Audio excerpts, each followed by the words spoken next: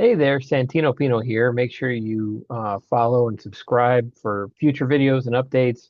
But today we are going to read an article that came out 11 days ago about understaffing in the Bureau of Prisons. I know it's a shock. You're all hearing it for the first time that the Bureau of Prisons is understaffed, but I don't think we should focus on the Bureau of Prisons being understaffed. I have a I have a factoid I'm going to give you in a few minutes. But what I want to do is go through this article, and then a lot of these articles stay in an echo chamber. They're only talking about one thing, and there's solutions out there. And I, I'm going to put some of those out there, some of the facts and figures, and nothing I'm making up. This is all stuff that's currently happening in the corrections environment. So let's check it out. Let's read this article and then let's get into some solutions for understaffing in corrections. This article is by Megan Gates. Thought it was well read, thought it was well written. I read the article a few minutes ago, but let's go through it. A cascading crisis. The U.S. Federal Bureau of Prisons, federal prisons grapple with decades of unsafe understaffing. There's a crisis unfolding in the Bureau of Prisons, the government agency responsible for managing the U.S. federal prison system is experiencing an extreme shortage of correctional officers, which poses a major safety and security risk to everyone in the system. And we can all definitely agree on that. It's the more understaffed any type of corrections agency is, the more in danger other inmates are, staff members, and the public. This shortage is not a new phenomenon. For years, watchdogs from the U.S. Government Accountability Office, GAO, and the U.S. Department's Justice Office of Inspector General, OIG, which we did a video about yesterday, have been tracking prison staffing issues in their reports. But recently, the shortage has hit a troubling new phase.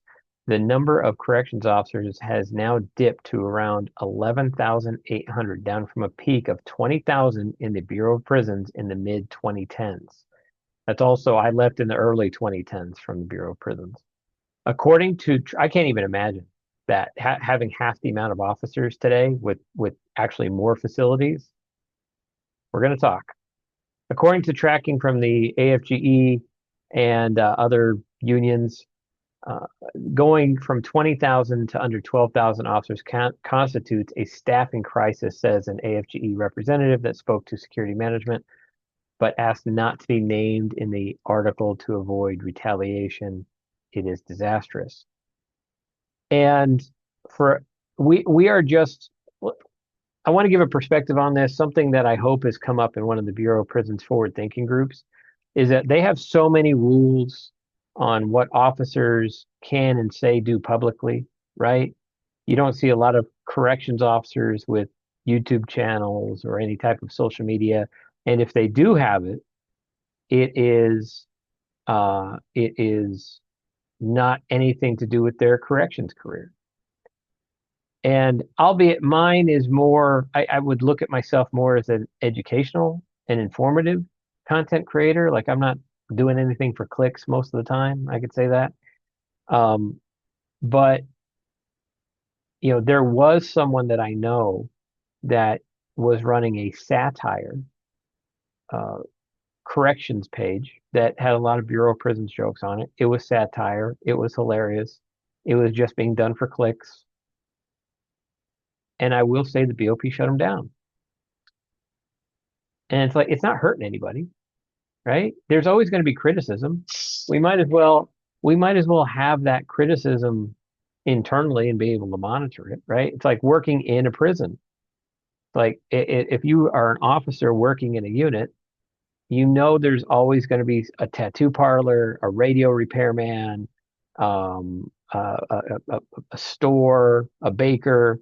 There's going to be all these different roles that inmates have, and it's this happy choice of, and I can speak openly about it now. Do you shut them down every time, or do you just monitor, right? Because they're going to exist. You can't stop them from existing. There's things you can stop existing.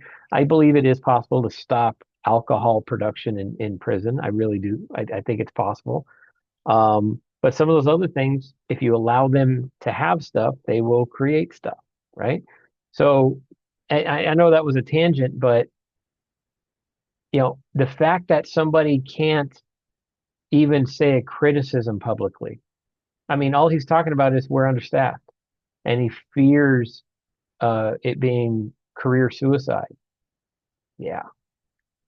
Understaffing is one of the top challenges in the Bureau of Prisons, uh, continues to face in 2026. According to the annual OIG report published in January, OIG also highlighted the Bureau of Prisons' deficiency in providing health care to its inmates and its struggles to address sexual abuse of inmates by POP staff.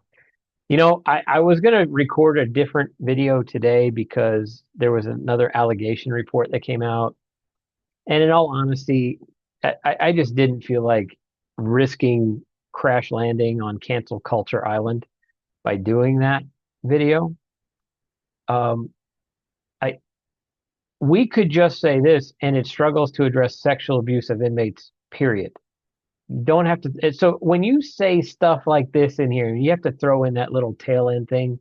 You're starting to get me to feel where the article is trying to lead me. Like I feel like I'm being led right now with that little statement, but let's continue on. These issues detract from the BOP's mission to foster a humane and secure environment to ensure public safety by preparing individuals for successful reentry into our communities, and they put inmates, employees, and the public at risk, OIG assessed. Understaffing. Although it's difficult to determine when today's significant BOP understaffing problem began, we're going to highlight that word. It was first mentioned in publicly available OIG reports on the most pressing challenges at the U.S. Department of Justice in 2008. That's when it was first mentioned. I'm, yeah, I'm 2 years into my bureau career at that point, just FYI.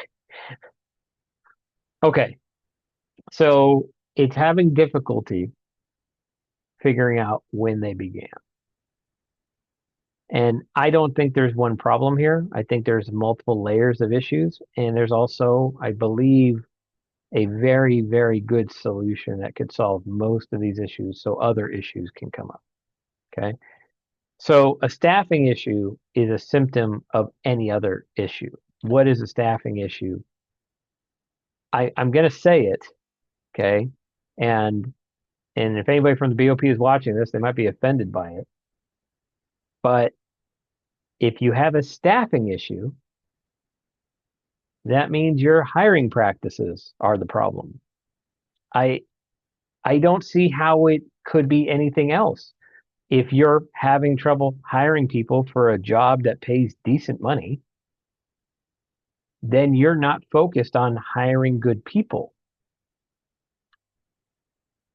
I, to me, that seems elementary. And I'm not just talking off the cuff. So let's talk about some facts and figures from corrections in general from the United States. Here's the reality nationwide. The entire U.S. correction system is in a crisis, staffing crisis right now. Many agencies are reporting 20 to 30% annual turnover. This is knocking on the door of McDonald's and Taco Bell turnover. I mean, those things float between 40 and 50% turnover. So even the federal vacancy rates up to 55% in some systems. Now, I don't know the vacancy rate of Bureau of Prisons. I know they said they went from 20,000 to 11,000. But also, something in the Bureau of Prisons is that there's the mission critical roster. And it's literally just somebody that's never worked into a prison, that's sitting in an office somewhere, that's shifting positions around, that doesn't understand the security of an institution, and also does not understand that based on the population, the environment, how that prison was built, that even if those prisons, which the Bureau of Prisons uses two models right now, while they build prisons, they have a USP model and an FCI model. Even if you're building the same physical structure in different locations, it doesn't mean that the staffing issues are going to be the same. But somebody in Washington probably thinks that. Even the Federal Bureau of Prisons is severely understaffed, relying on forced overtime, and this is where we're going to spend some time, augmentation. All right. Most of my friends in the Bureau of Prisons are either administrators now or retired officers. Okay. Some people just decided to stay at a certain level and retire that way. And the friends that I kept that stayed with the Bureau past their minimum retirement age, uh, they they were of course excelling in their career. And I have a lot of friends today that are wardens or at least up in that advanced management, executive management level. And I will tell you right now, I was against augmentation when I was an officer. I was against augmentation when I was unit team. My last job in the Bureau of Prisons was as a counselor. Okay.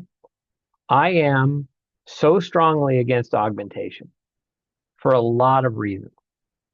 Let me give you some of the basic ones. Okay, number one, let's talk about you, the person. You, the person that probably came into the Bureau as an officer or another entry level position. What are the entry level positions at the Bureau of Prisons? Of course, you have officer, but then there's also unit secretaries and there's phone receptionists and a few other ones that you can come in to the Bureau for. Yeah, there's other entry level positions, but most of the time you see them being hired from within, which I think is good for like HR. Even though those might be an entry level position, they generally hire from within the Bureau for that one. But those other jobs, they do hire from outside. Also, nurses, the medical staff, which was addressed in that article. Um, and so you have some positions. See, the way augmentation works at the Bureau of Prisons is just everybody gets augmented, right? There are people that work in the Bureau of Prisons that have never worked with an inmate.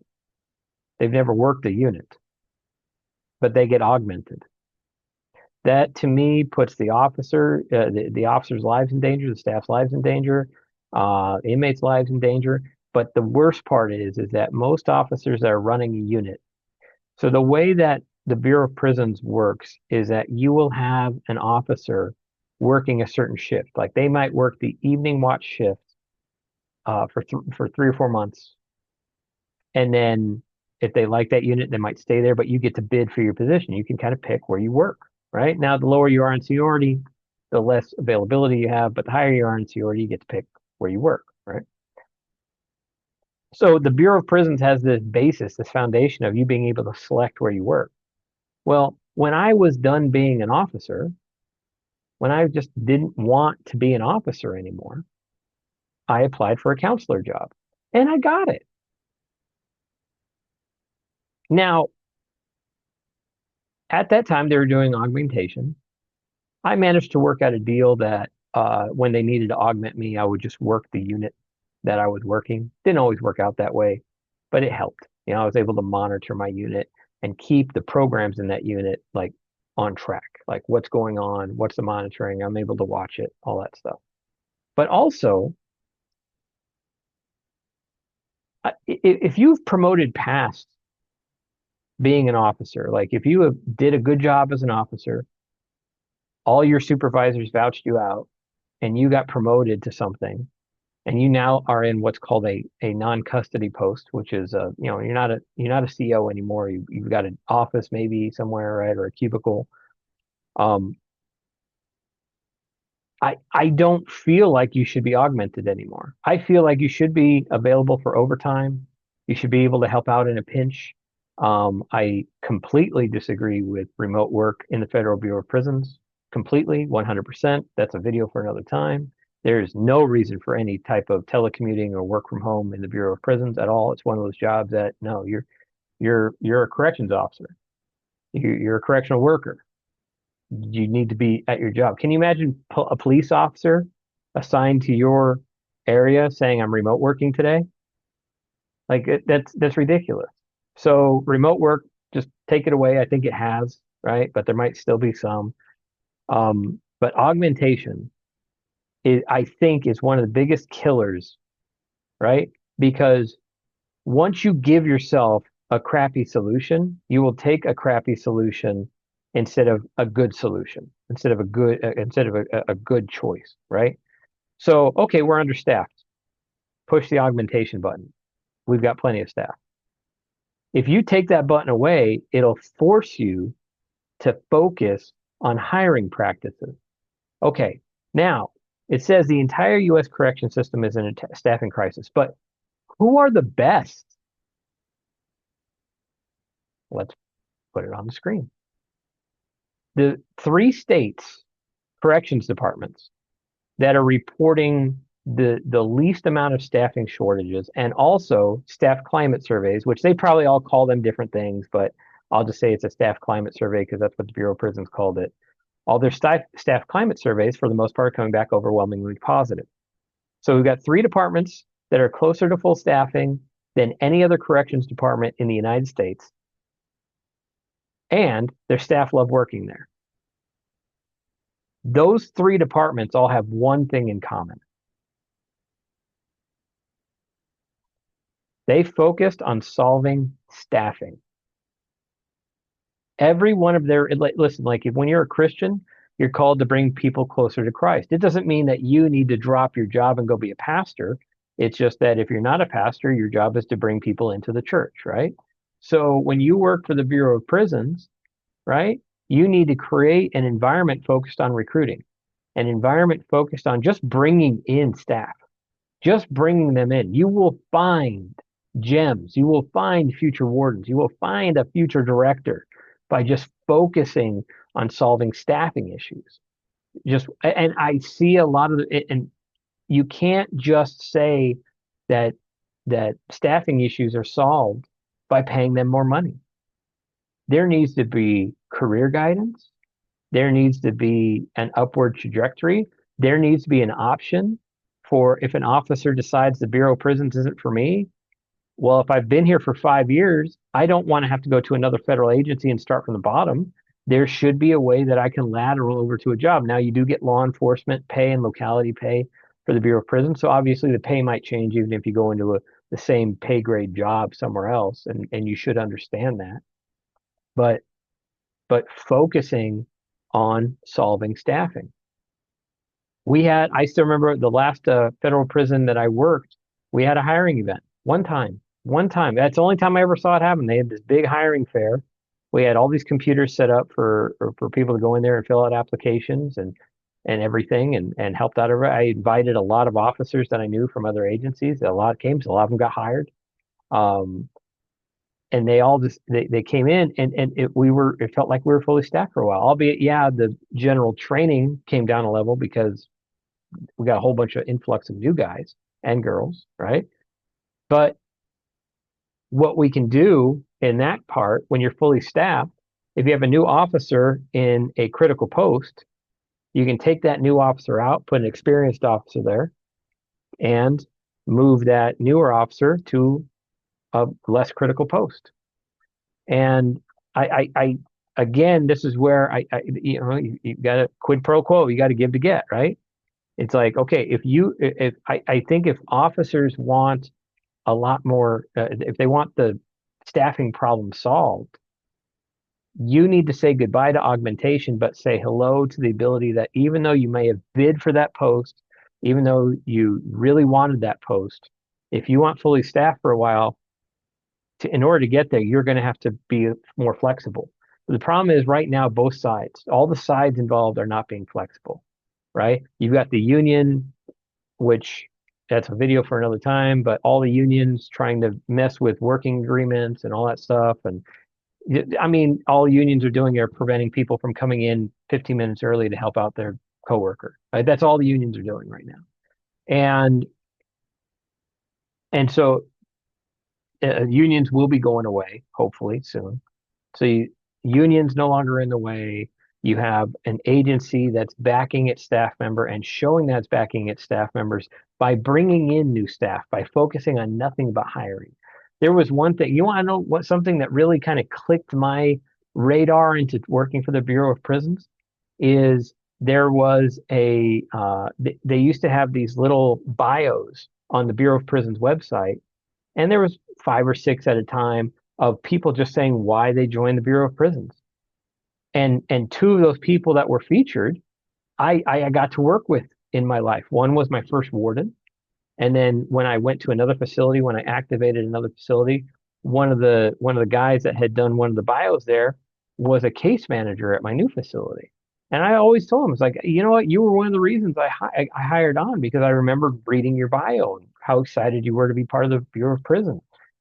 I don't see that anymore. The only things you ever see is like that article. Well, we talked to somebody from the Bureau, but they were afraid to say their name. I mean, law enforcement, listen, we are in a social media universe now. Okay. Just everything is out there. Everybody can say everything. And if you're only going to allow critics of the Bureau of Prisons to speak publicly, then you're not going to get new funding. You're not going to, there's nobody out there defending the image, right? Because right now the Bureau of Prisons is not even allowing active officers to run a YouTube channel and say how great or how much they love the Bureau of Prisons. And I think that's a mistake. I really think that's a mistake. I would subscribe to any YouTube channel or podcast or whatever if it was an officer in the Bureau of Prisons talking about how great their career is or talking about career options or just having they're monetizing it, of course, monetizing their career. But that's what happens today. One of my shout out to one of my favorite new YouTube channels is Captain Steve, right? Captain Steve. He's a retired pilot and he runs a YouTube channel where he really just responds and reacts to a lot of news and gives his perspective on it. It's very educational. I love it, right? But he started that while he worked for the airline, and the airline said, okay, well, we just don't want you mentioning us or representing us, but talk about flight all you want.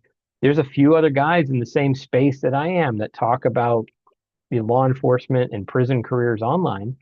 And there's one common theme between all of them. All of them had to wait till they were gone before they could do it because their agency would not allow them to do it. If you want a positive environment around recruiting to the Bureau of Prisons, you got to let them talk about how great it is to be a Bureau of Prisons employee, to be a Bureau of Prisons correctional worker, to be a Bureau of Prisons corrections officer. Let that happen. Let them talk about it. But you can't have one without the other. There's going to be people that put out their criticisms out there. But now those criticisms are internal and you can control them. You can watch that narrative and respond to it rather than an inflammatory article like I was reading earlier. So that's my take. Bureau of Prisons, focus on solving your staffing issues, but not just with pay. You got to loosen the reins in today's social media universe and allow officers to express how much they love working for the Bureau of Prisons.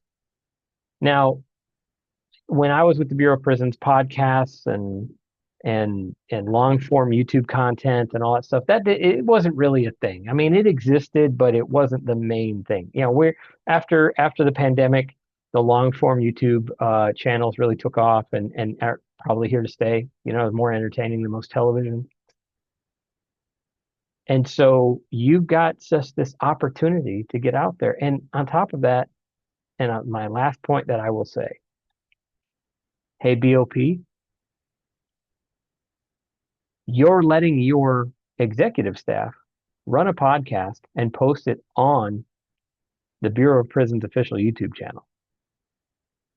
But right now, there's no other staff members that can do anything similar. And if you want to solve staffing, let the officers that want to have something positive out there in the world about their Bureau of Prisons career, and when they have an irk time or something happens, right, that they can talk about that openly out there. That's today's environment. And you'll have this free, like, look what I'm doing right now. Everything I do is really supportive of the Bureau of Prisons, right? Wouldn't you just love to have an officer talking about this stuff, but as also maybe has some good ideas? I don't know. You can't shut up everybody and expect everybody to be happy. So BOP, I know you probably won't see this. Hope you do, but you could be the beacon of light in the corrections system in the United States and show them really and duplicate and do better what these three states are doing. If you do what they're doing and just do it better, the Bureau of Prisons will be the corrections agency that everybody wants to work at. But you have to let the environment be positive. Can't try and control it. It's got to grow naturally. But if you let that happen, find some people. Heck, come on, do a podcast with me. I don't care what it is. Just start getting some positive voices out there in the Bureau of Prisons and focus everything you've got on hiring good people. And I promise all your problems will go away. So I hope you liked this video. Again, you should have subscribed at the beginning. If you didn't, do so now. Also leave a comment or a question that helps the algorithm. And as always, if you have any TSP questions, give me a call.